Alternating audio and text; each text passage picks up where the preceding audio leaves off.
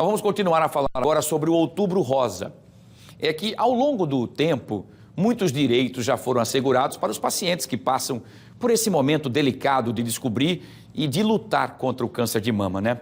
Mas a gente sabe que essas mulheres ainda sofrem para garantir esses direitos. E é sobre isso que a repórter Mônica Hermílio vai falar comigo ao vivo agora, porque o que a gente quer saber, né, Mônica, a gente sabe a luta ainda é muito sofrida para que elas tenham os seus direitos ainda garantidos num momento tão difícil e delicado onde elas não deveriam ter nenhuma contrariedade ou qualquer que seja obstáculo para conseguir ter os seus direitos garantidos, né?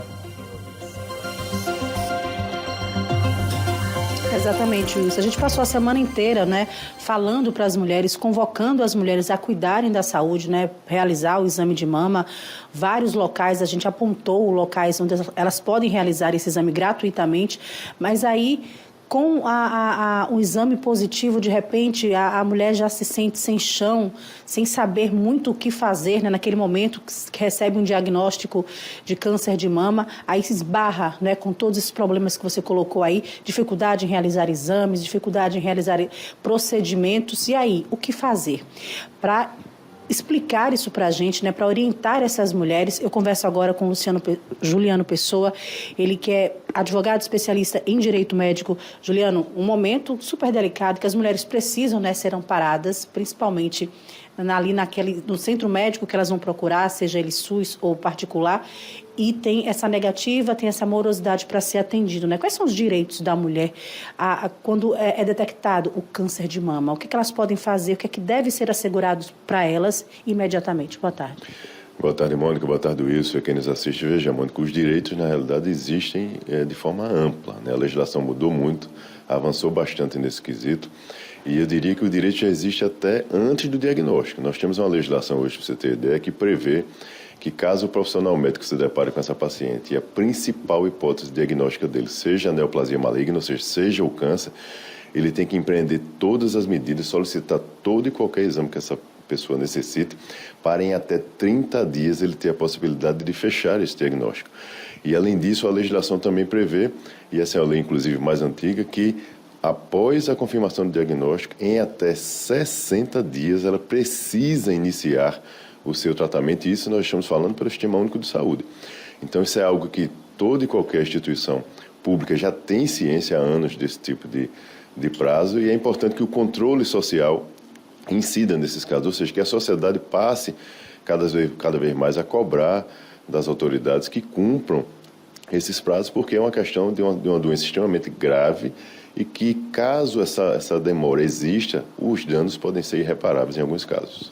Esses prazos, eles se aplicam tanto às unidades particulares quanto ao SUS?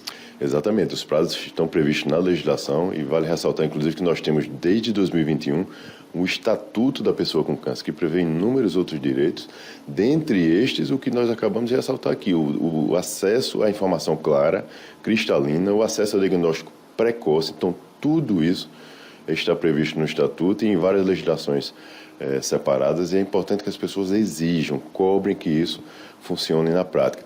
Como, muitas vezes? Buscando ajuda. Primeiramente, caso esses prazos comecem a não ser cumpridos, busca a ouvidoria do SUS. Pelo Google, qualquer pessoa pode digitar lá e acessa a ouvidoria do SUS da unidade federal. Busca a ouvidoria da Secretaria Estadual de Saúde aqui. Busca do município, ou seja, se mobiliza, se movimenta no sentido de cobrar as autoridades que cumprem esses prazos. A legislação prevê os direitos, mas a grande dificuldade, de fato, é buscar efetivá-los, principalmente na seara do SUS. Mas é importante que se cobre, porque o direito existe, de fato. Juliano, em relação à reconstrução mamária, né, como é que essas mulheres podem ter acesso também? Isso é outra previsão legal, né? Infelizmente, esse é um dos direitos, de fato, mais difíceis de se efetivar. A gente ouve falar aqui no estado de Alagoas, inclusive, a formação de filas, né? Ou seja, se represa muitas vezes essa demanda, mas a lei prevê, e é uma constatação médica aí, Mônica, que caso seja possível, no mesmo tempo cirúrgico, ou seja, que ela está retirando a mama, já é para reconstruir. E, infelizmente, na prática, a gente não vê isso acontecer na maioria das vezes.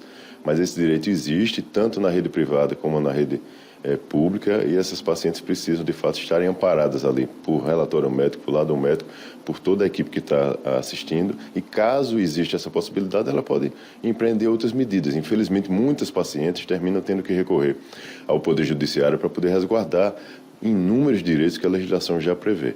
Mas é importante que ela não desista, né, direito dessas pessoas serem assistidas de maneira adequada, de maneira precisa, como prevê a legislação e como os profissionais de saúde indicam. Isso que é o mais importante. Os profissionais sempre ressaltam a necessidade de que o tempo, né, elas correm contra o tempo de fato, então o tempo é crucial nesse tipo de tratamento.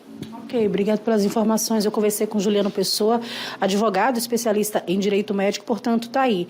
A lei prevê que essas mulheres estão totalmente asseguradas, né, com prazos bem estabelecidos para que esse tratamento dê início, né, o quanto antes, como Juliana acabou de colocar, o tempo é crucial. O tempo vai fazer total diferença nesse tratamento. Então, as mulheres têm todo o direito e, se por acaso, em alguma esfera, em algum âmbito, né, hospitalar, médico, não conseguir, procurar realmente ajuda jurídica para acelerar esses processos. Voltamos com você, Wilson.